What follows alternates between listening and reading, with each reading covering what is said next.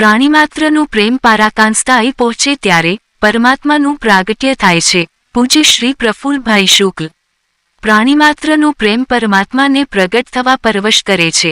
ઉપરોક્ત શબ્દો આજે સુરતના જહાંગીરપુરા ખાતે કુરુક્ષેત્ર સ્મશાન ભૂમિમાં ચાલી રહેલી શ્રી રામ કથામાં ઇન્ટરનેશનલ કથાકાર પૂજ્ય શ્રી પ્રફુલ્લભાઈ શુક્લે ઉચ્ચાર્યા હતા. સનાતન ધર્મના રક્ષક એવા શ્રી કમલેશભાઈ સેલર દ્વારા યોજાયેલી આ કથામાં શ્રી રામજન્મોત્સવ ભારે ધામધૂમ અને ઉત્સાહથી ઉજવાયો હતો. શ્રી નરેન્દ્રભાઈ પટેલ અને શ્રી ઈશ્વરભાઈ પટેલે શ્રી રામલાલાનું પારણું ઝુલાવ્યું ત્યારે અવધમેં આનંદ ભયો. જય રઘુવન રામ કી ના નાદથી વાતાવરણ ગુંજી ઉઠ્યું હતું. માનસ મનોરથી દ્વારા રામજન્મનું મુખ્ય કારણ શું એ આજનો પ્રશ્ન પૂછાયો હતો, જેનો જવાબ પૂજ્ય શ્રી પ્રફુલ્લભાઈ શુક્લે મનુરાજાની કથાથી ઉત્તર આપ્યો હતો. અબીલ ગુલાલની ચોળો વચ્ચે રંગે ચંગે રામ જન્મોત્સવ ઉજવાયો હતો. શ્રી અજયભાઈ ગાંધી, શ્રી વિશાલભાઈ સેલર, શ્રી રાજુભાઈ પટેલ, શ્રી કૃણાલ પટેલ, રાધેશ્યામ પરિવારના શ્રીમતી વસુમતીબેન મિસ્ત્રી, શ્રીમતી વંદનાબેન સહિત ભક્તજનો ઉપસ્થિત રહ્યા હતા. આવતીકાલે બુધવારે સીતારામ વિવાહ ઉજવવામાં આવશે. આજે સાંજે 7:30 વાગ્યા અન્નપૂર્ણા સિદ્ધિ વિનાયક મંદિરે પૂજ્ય શ્રી પ્રફુલ્લભાઈ શુક્લનો હનુમાન ચાલીસા સત્સંગ યોજાયો હતો, જેમાં મોટી સંખ્યામાં લોકોએ ભાગ લીધો હતો. શ્રી કમલેશભાઈ સેલર દ્વારા તાપી કિનારે રામકથાનું ખૂબ સુંદર આયોજન થયું હોવાથી સમગ્ર કુરુક્ષેત્ર પ્રદેશમાં પ્રશંસા થઈ રહી છે. શ્રોતાજનો ભક્તજનોને હાર્દિક આમંત્રણ પાઠવવામાં આવે છે.